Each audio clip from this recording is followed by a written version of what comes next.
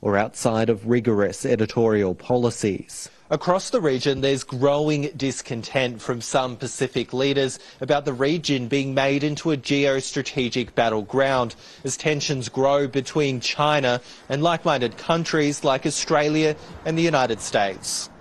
On the list, a proxy battle instigated by China, an observer nation, to oust Taiwan from the sidelines of the Pacific Island Forum. No, well, that hasn't been discussed at all. We support all the existing arrangements. It's not a topic that I'm aware. It may well come up as conversation. Our position would be, look, well, we don't see any need to change anything. The private retreat held away from the capital is a forum tradition. It sees government heads together without staff help or the news media's prying eyes. It's fantastic. Very good. There, New Caledonia's push for independence from France will be high on the agenda.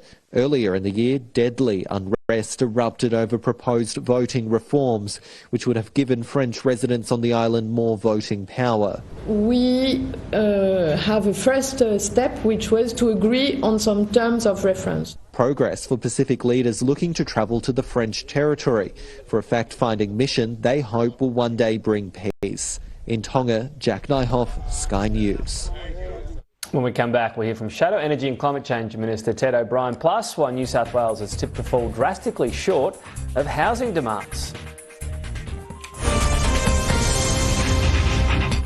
I've always loved journalism. Finding stories, exposing the truth is what drives me. First, some breaking news. I can exclusively reveal what evidence convinced you that it did come from a lab. There were body bags. How you could not take national security seriously is beyond me. Some stories will take hundreds of sources, but if you believe strongly in the story, it's easy to fight for. Shari, 8 p.m. Monday to Thursday on Sky News.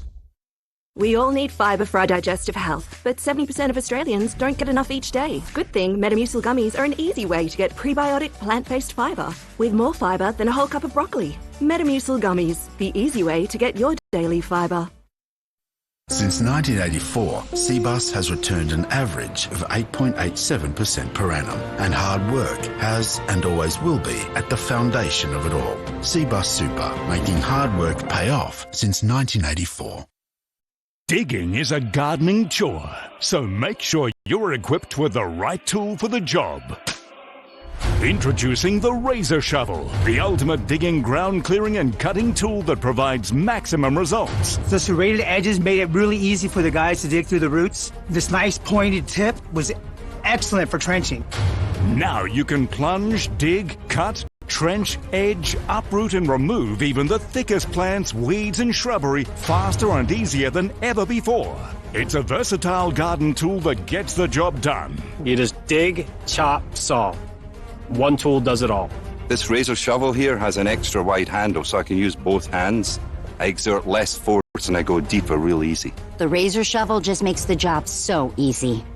Conventional shovels struggle with hard-packed soil, but the Razor Shovel, featuring its innovative inverted Y design, including razor-sharp serrated teeth and a carbon steel head, allows you to slice through the toughest terrain and easily sever roots one after another, after another, after another. I save so much time and energy using the Razor Shovel because I don't need to switch from a traditional shovel to a hatchet or any other tool. And Razor Shovel is durable and built to last.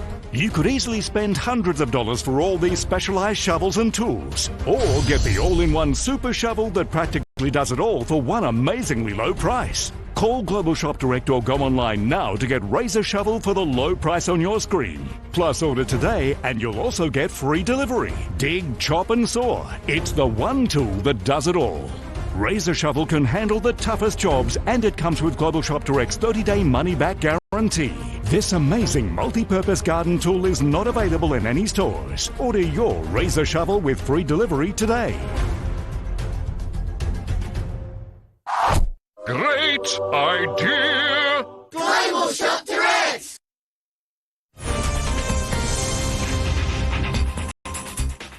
Welcome back. Top stories we're following this hour. The opposition hints at just when. We'll find out more about its nuclear plan. That's after AEMO assessed the energy grid today.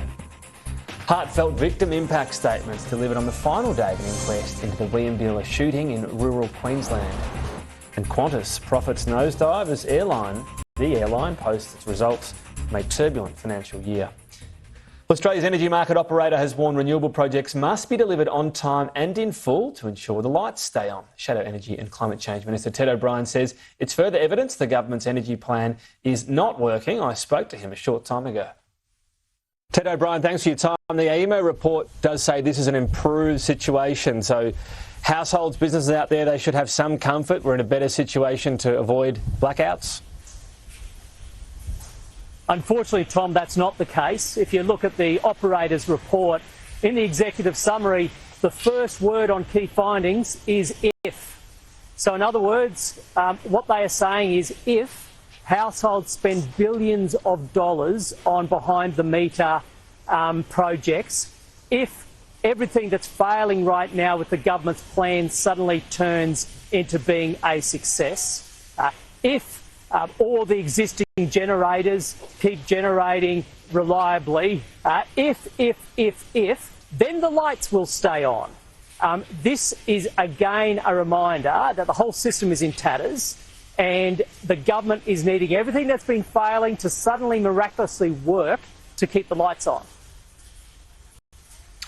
Well, AEMO does say, though, yes, there are those ifs. Everything needs to be on track. So it's a fair enough point you make. But it also says if that's the case, then the lights do stay on. We avoid blackouts. So whilst the coalition has been saying, the Labor plan with all these renewables won't work, AEMO is saying the plan will work. It's just a question of pulling it off. Well, in fact, what AEMO is saying, Tom, in their own words, is if everything goes to Labor's plan, the lights will stay on. But what we know after 2 years is everything has gone wrong with Labor's plan. Australians are now paying among the highest electricity prices in the world, despite Labor promising a $275 reduction in household power bills. We know winter, we went this close on the East Coast, running out of gas. So reliability is shot. As for their renewables plan, renewables investment has fallen under this government. Everything is in tatters. So, yes, AEMO has said if everything turned around, the lights stay on. I think that is very cold comfort for Australians who are doing it tough right now, worrying if the lights are going to go out, especially as soon as this summer. Their words weren't turn around. Things have to go on time from here. There have been some delays. Does it also highlight, whilst, yes, we always need proper consultation, that can't be endless? So, Labor's won government. If it wins government again, it has a mandate to roll out its energy plan, and there can't be endless delays to these big renewable projects. Do the consultation and let them roll out. Oh, look, I think Labor's already proven that it has lost the support of the very communities which they are asking to host some of these major projects. I'm in WA right now. I've been talking with local communities about Labor's planned offshore wind zone, and I can assure you that the local communities here have no trust with this government because they have not been listened to.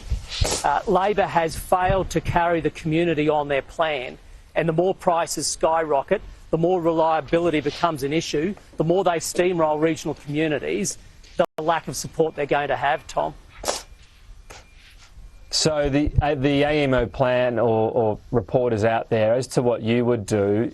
Any renewable projects you don't go ahead with that are slated, you'd need a short-term replacement for, wouldn't you? Does that mean gas-fired power? Because we're talking over the next decade is obviously not nuclear, and if you extend coal, that's not as reliable.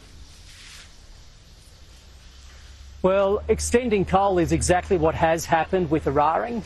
And you had the AEMO boss on national radio this morning confirming it was an extension of that coal plant that has allowed the lights to stay on.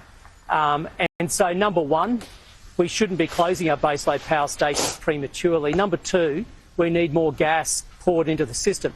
Number three, we support the continuing rollout of renewables, but it's got to be done in a smarter way. It's got to be done in a way that respects property rights and respects communities. It's a balanced mix that we believe in, Tom. We're not Labor. We don't believe in an all eggs in one basket, renewables only approach. We believe in a balanced energy mix. And right now that balance is coal, renewables and gas. Over time, we will see As coal exits the system, its replacement with zero emissions nuclear energy. Still a balance. At that point, it'll be zero emissions nuclear energy, gas and renewables. So in terms of that, summing up your plan, obviously nuclear replaces coal and you'll have more traditional baseload, I guess you'd call it, in the system.